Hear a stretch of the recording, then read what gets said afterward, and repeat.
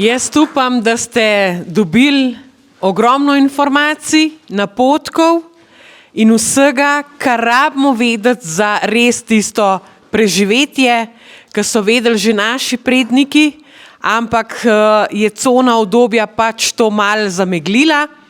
Zdaj smo pri drugem delu, pri okrogli mizi, kjer boste slišali aktualne zadeve glede samooskrbe, glede trenutne kmetijske politike in kaj se dogaja, tako da boste slišali izjemno veliko informacij.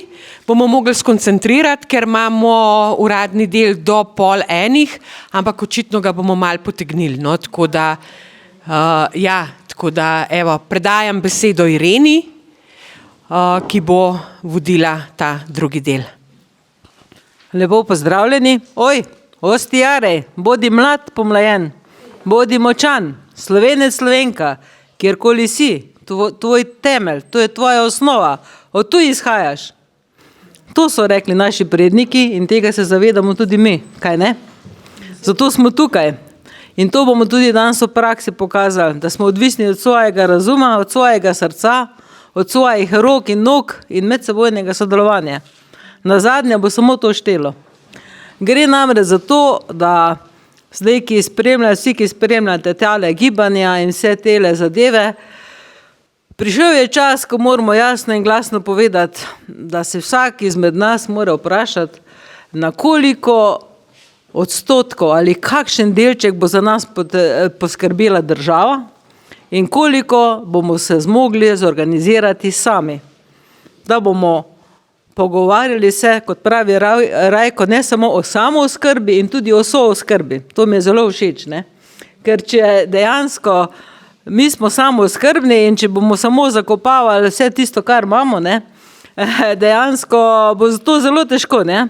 Mi moramo poskrbeti tudi za samooskrbo. Zato prosim Niko pa Anjo Jar, da prijeta tule, ker gremo danes na njihovo zemljišče. Prosim, da prijeta sem. To sta lastnika zemljišča, tako da je na aplavz za njujo in naj se prijeta sem. To je revolucionarni dogodek, ne? Da bomo mi, prostovoljci, aktivisti, v praksi poskrbeli za sooskrbo. Ne? Kaj ti? Se pravi, 1500 gasilcev je pomagalo gasiti Kras. Mi smo kot prostovoljni gasilci danes, ker pomagamo reševati Kras.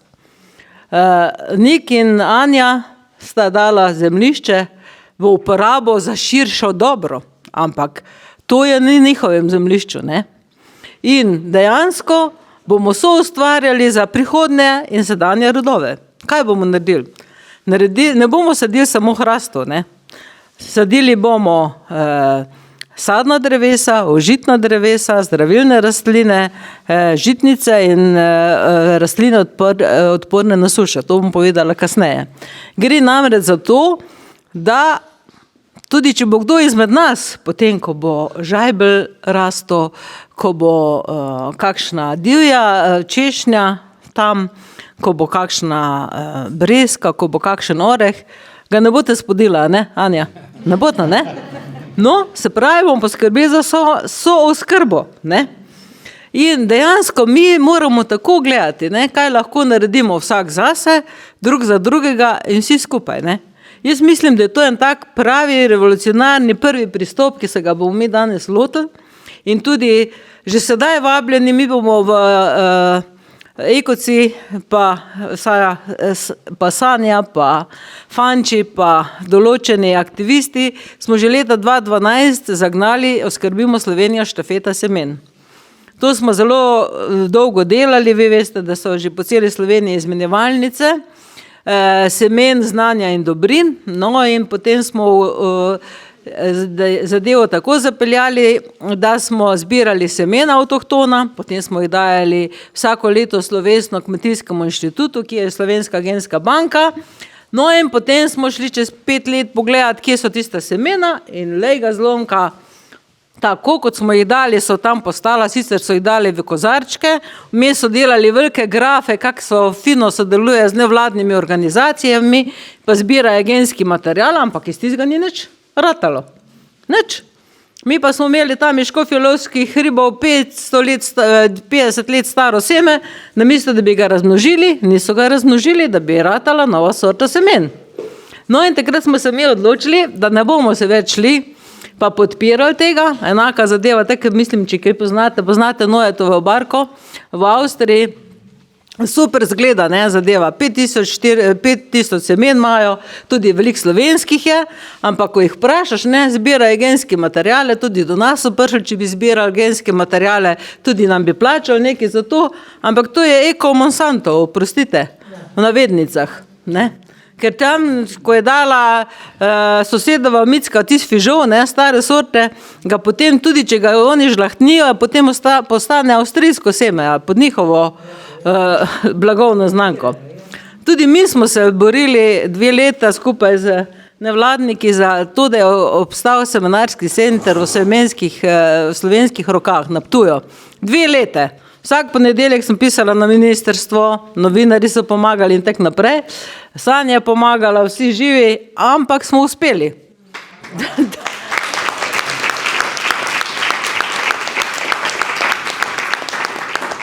Tam je 46 hektarjev polj, kjer žlahtnijo slovenska avtohtona semena. Ampak poslušajte, to še zdaj ni vse, ne? Nismo še zmagali, ker zdaj moramo še pritisniti na to, da bo v slovenski kmetijski genski banki 5400 semen, v kozarčkih. Lahko prijete pogledati, ko je dan odprtih vrat. Ko bo naslednjič, bom dala vabilo ven, da boste šli lahko pogledati. V glavnem mi moramo zdaj pritisniti, da se bo dala ta semena tudi kupiti. Ampak med tem bomo pa mi delali izmenjevalnice semen in znanja in delali vaške večere, tako kot jih že delate tle. Pa zdaj bomo na dan slovenske hrane bomo zorganizirali tako, da bomo zopet pognali v pogon, oskrbimo Slovenijo štafete semen, kar v praksi pomeni, da najmanj 11 zrn semen poseješ, drugo leto probaš pridelati seme, podariš drugemu, najmanj 11 zrn in shrani za sebe in tako naprej. To deluje po šolah, vrtcah, tukaj je polno aktivnosti in to bomo tudi naredili in potem boste dobili vsa ta pravila. V glavnem, ko bo padal tale sistem, 1500 gasilskih domov imamo po celi Sloveniji, to je zbirna točka za vse nas, do takrat pa moramo poskrbeti za te stvari. Ampak med nami imamo danes res zelo veliki ljudi, ki znajo ljudi dejanj. Mislim, to je zelo velika zadeva, kar imamo danes tudi. Gosti presenečen bi še mogla biti Anton Komat, ki se vrača iz morja, upam, da prijete prav čas. Goste presenečenja Ana M. Juk, to je Slovenka leta, pravnica, ki skupaj smo bile nominirane, ki je prva zastonj branila mariborske protestnike, ko so radarje podrli, no in imamo danes tudi Tomaža Ileršiča. Jaz mislim, da je zelo fino, če bo sam nekaj povedal, ampak sploh noče veliko govoriti o sebi. Tako da bom jaz povedala par stvari, še predem pa to povedala.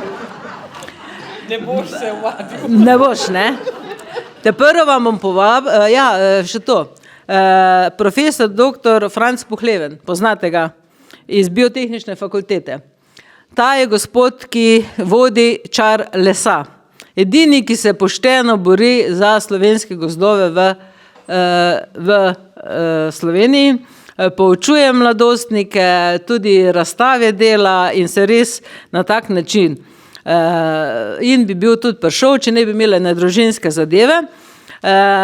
Je pa napisal tole in to, prosim, če vam lahko preberem, no, njegovem imenu. Želim vam, da bi z aktivnostmi ozavestili domačine, javnost, predvsem pa politike na občinski in državni ravni, da tako na Krasu kot po celotni Sloveniji pristopimo k ponovnemu vzpostavljanju kulturne krajine in obnovi kmetijskih zemljišč na manj primernih področjih, kot so kraški, gorski in hriboviti predeli Slovenije. Saj bi s tem omogočili večjo pridelavo hrane in manjšo prehransko odvisnost od tujine. Seveda bo morala država s posebnimi finančnimi spodbudami to stimulirati, kajti gerki tem področjem že desetletja bolj škodujejo, kot koristijo in imajo nasproten učinek. Tudi obsežen požar na Krasu je bil posledica nepravilnih ukrepov, zaraščanja obdelovalnih površin in pogostovanja z neprimernimi neavtohtonimi drevesnimi vrstami. Tisočletja ohranjanja vzdrževanja suhozidove smo v 2 desetletjih zaradi neumnih odločitev strokovnjakov uničili in so jih prerastli gozdovi. Zaraščanje z gozdom siromaši biološko pestrost in privablja zveri na področje, kjer jih prej ni bilo. Sam sem proti brutalnim posegom podprtih z gozdarji, pravi jim zelena mafija, v naše avtohtone gozdove, kateri se dogajajo po celotni Sloveniji. Pred meseci tudi v Trnovskem gozdu, v tem sem tudi javno predaval. Želim vam uspešno in strokovno odmevno srečanje. Franc Pohleven, profesor dr. Franc Pohleven, zaslužni profesor Univerze v Ljubljani, biotehnična fakulteta. Tako da nam je dal eno fajno izhodišče, tako da bi podala potem Tomažu Ileršiču, ki je diplomiran agronom, z veliko izkušnjami, kako hribovita območja tudi sanirati.